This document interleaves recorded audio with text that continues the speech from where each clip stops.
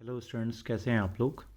तो आज हम लोग बायोमॉलिक्यूल चैप्टर से नीट में जो पीवाईक्यू यानी कि प्रीवियस ईयर्स क्वेश्चंस 2019 का मेरे पास जो बुक है उसमें जो क्वेश्चन है उनको सॉल्व करेंगे। ज़्यादा नहीं, 4-5 क्वेश्चन करेंगे ताकि एक हैबिट हम लोग की बन जाए। कोशिश ये है कि पर डे कम से कम 4 से 5 क्वेश्चन मैं अपलोड कर दूँ चैप्टर वाइज, या जितना पॉसिबल हो सकता है। ठीक है, टाइम वेस्ट किए बिना स्टार्ट करते हैं फ़ौरन। पहला question, which of the following glucose transporter is insulin dependent. तो ग्लूट 4, ग्लूट फर्स्ट और ग्लूट सेकेंड और ग्लूट थर्ड। देखिए एनसीईआरटी में जो दिया हुआ है वहाँ पे नंबरिंग नहीं दी हुई कि ग्लूट फर्स्ट होगा कि ग्लूट सेकेंड है या थर्ड है। ग्लूट का मतलब ग्लूकोज ट्रांसपोर्टर होता है। तो this is the channel that interact with the insulin and help the movement of glucose from blood to the cell। ठीक है, तो यहाँ पे जो आंसर है वो है GLUT4। ठीक है, पहला ऑप्शन सही है।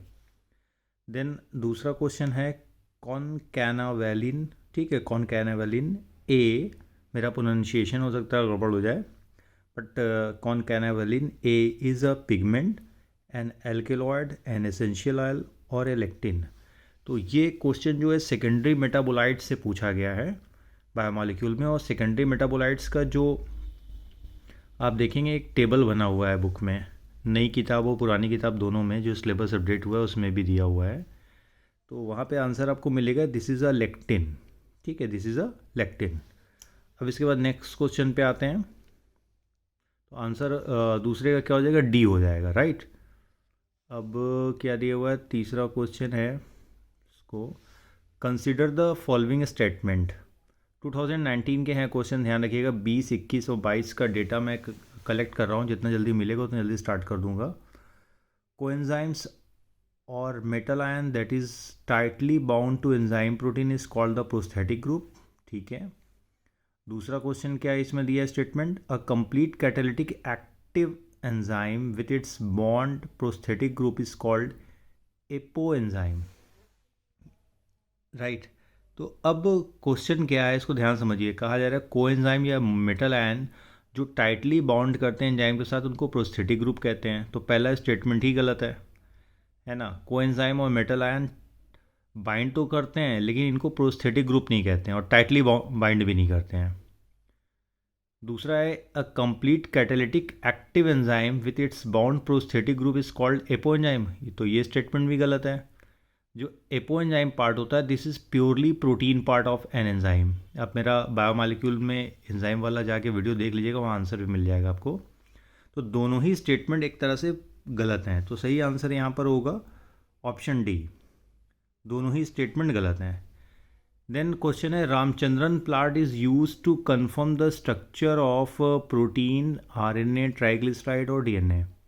तो रामचंद्रन प्लाट तो हमको पढ़ना नहीं है, लेकिन रामचंद्रन के बारे में दिया हुआ है। ये साइंटिस्ट का नाम, जैसे आप जब भी कोई यूनिट स्टार्ट करेंगे तो वहाँ पे साइंटिस्ट का नाम दिया हुआ, तो ये साइंटिस्ट भी दिए हुए हैं।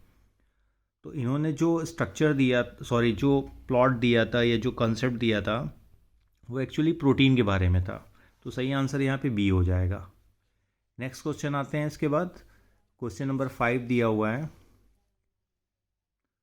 Prosthetic group differs from the coenzyme in that they require the metal ions for their activity। दूसरा है the prosthetic groups are tightly bound to apoenzyme। C option दिया है their association with apoenzyme is transient। और चौथा दिया they can serve as a cofactor in a number of enzyme catalyzed reaction। तो चार है, मतलब प्रोस्थेटिक ग्रुप कोएंजाइम से किस तरह से अलग होते हैं। तो बहुत सीधा सा आंसर आप हमेशा याद रखें, प्रोस्थेटिक ग्रुप ऑर्गेनिक कंपाउंड होते हैं but other than proteinous structure and they are tightly bound to apo enzyme.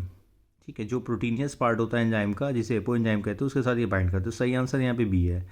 Metal होते नहीं हैं, ठीक है, ट्रांजिएंट कंडीशन में बाइंड नहीं करते हैं, ये को एंजाइम बाइंड करते हैं। को factor in number of enzyme catalyse reaction. ठीक है, तो ऐसा कुछ है नहीं। सही आंसर यहाँ पे पाँचवें का जो है सबसे करेक्ट आंसर जो होगा वो बी है, ध्यान रखिएगा। तो सिर्फ 5 क्वेश्चन के साथ आज हम लोग गुड बाय करते हैं। नेक्स्ट वीडियो में फिर इससे ज़्यादा क्वेश्चन कवर करने की मैं कोशिश करूँगा कि ज़्यादा से ज़्यादा क्वेश्चन कवर करूँ। Okay, thank you.